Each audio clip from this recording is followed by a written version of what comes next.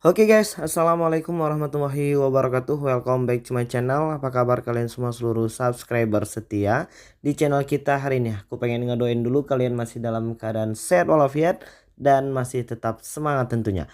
Oke guys, hari ini aku pengen nunjukin biaya denda dan bunga penalti dari aplikasi solusi kita. Jadi nanti kawan-kawan bisa langsung hitung-hitung dan rasa-rasain sendiri kira-kira nanti berapa sih biaya denda, bunga, dan biaya penalti yang akan diberikan dari aplikasi solusi kita setelah keterlambatan selama 1 minggu pembayaran. Oke, langsung aja ini kita pengen tunjukin ke kalian, dan kemarin kita sudah pernah berhasil untuk melakukan pengajuan pinjaman di aplikasi solusi kita ini. Kita pengen langsung cari aplikasinya solusi kita. Oke, ini dia solusi kita pinjaman. Dan aku pengen nunjukin ke kalian bahwasannya aplikasi ini sudah berhasil kita pinjam. Sorry, ini masih ngupdate. Dan coba kita, oh ini cepet kok. Jadi buat kalian yang mungkin belum menekan tombol subscribe dan tanda loncengnya, silahkan ditekan dulu tombol subscribe dan tanda loncengnya supaya kalian gak ketinggalan semua notifikasi video-video terbaru dari channel kita secara gratis.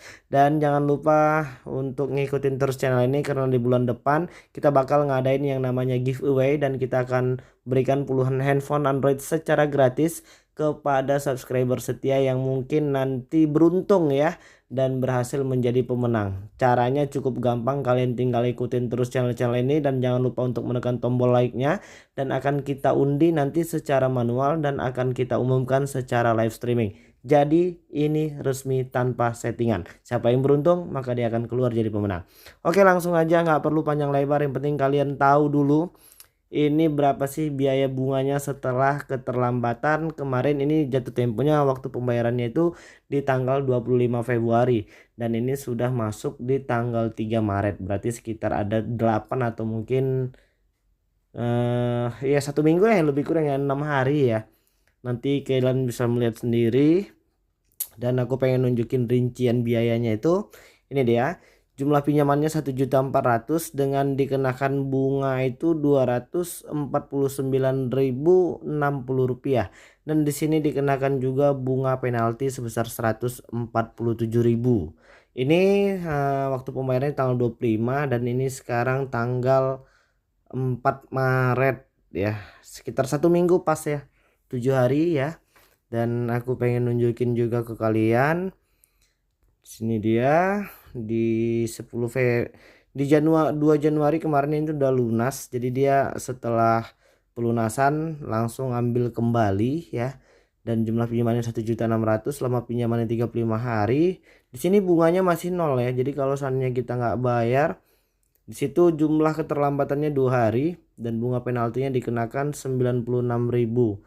Dan jumlah yang dibayarkan setelah biaya bunga penalti itu 1.696.000.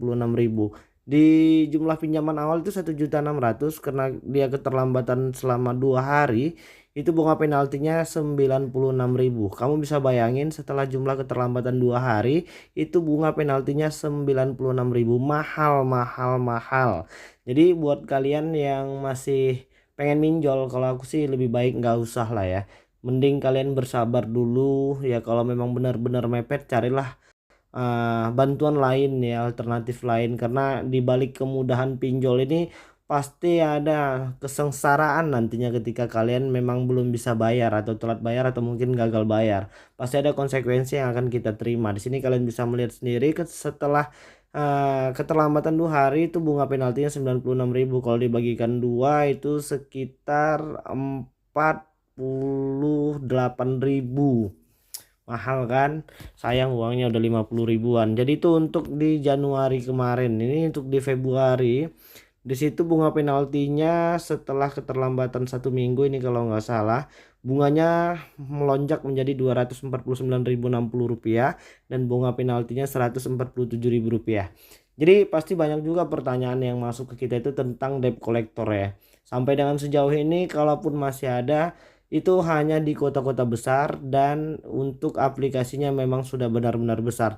Jadi untuk di aplikasi solusi kita ini sepertinya dan sampai dengan hari ini belum ada yang namanya debt collector lapangan dari aplikasi solusi kita. Jadi kalaupun hari ini kalian masih diuber-uber ya, atau mungkin diteror, atau mungkin diancam-ancam, ya tetap tenang dan berpikir positif dan jangan mengambil tindakan-tindakan yang mungkin merugikan diri sendiri, orang lain, dan orang-orang yang kita sayangi. Jadi tenang dulu. Yang namanya hutang ya kita sepakat untuk dibayar, hanya saja untuk saat ini memang situasi dan kondisinya ketidakmampuan kita untuk melakukan pelunasan hutang itu yang menjadi masalah. Dan kebetulan di aplikasi pinjaman uang online apa saja itu sudah ada biaya-biaya yang harus ditambahkan tuh, seperti biaya penalti, biaya denda, biaya bunga, biaya administrasi, biaya platform, dan lain sebagainya. Banyak banget yang harus kita ikuti di situ. Jadi kalau menurut aku, kalau seandainya kalian masih punya solusi lain ya, yang mungkin yang tidak memakai biaya bunga, denda, platform, dan lain sebagainya, itu jauh lebih baik. Dan kalau memang belum benar-benar terdesak tuh nggak usah iseng-iseng atau mungkin gimana. Yang namanya aplikasi pinjaman uang online itu apa saja sudah pasti punya konsekuensi di balik semua kemudahan yang mereka berikan. Ya, itu beberapa saran yang mungkin bisa kalian dengarkan lah, karena sudah pasti di balik sebuah kemudahan yang mereka fasilitasi itu ya cara mainnya nanti juga pasti ngobrol-ngobrol kontak darurat, ya itu udah pasti banget. Jadi kalau seandainya kalian pengen cantumin kontak darurat tuh jangan kontak darurat yang penting-penting amat, apalagi yang menyangkut dengan pekerjaan. Karena sudah pasti ketika kalian nanti telat bayar atau gagal bayar, mereka itu sudah pasti menelpon atau mengkonfirmasi kepada kontak darurat. Ini teman gua yang mungkin saat ini yang ini minjem, dia malah nyantumin gua sebagai kontak darurat. Tadi gua udah marah-marah, terus gua bilang kenapa kalian membiarkan dia menjadikan saya sebagai kontak darurat, itu sudah sistem kami pak, dan lain sebagainya. Oke, kalau itu memang sudah bagian dari sistem kalian, terus saya tanya lagi, kenapa kalian tidak mengkonfirmasi kepada saya ketika kalian ingin melakukan pencairan? Ini mah lucu, ketika yang bersangkutan ngutang dan mereka sudah memberikan akses untuk memberikan hutang, tidak ada dikonfirmasi ke kita. Tiba-tiba ketika yang bersangkutan itu telat bayar atau mungkin gagal bayar, malah kita itu seperti tersangkanya. Jadinya mereka menghubungi walaupun bahasanya masih dalam bahasa yang baik, bagus, dan sopan, tapi kan kita juga risih kalau ditagih-tagih terus ya kan, kalau diingat-ingatkan terus. Sementara ketika awal mereka memberikan pinjaman itu tidak ada mengkonfirmasi ke kita.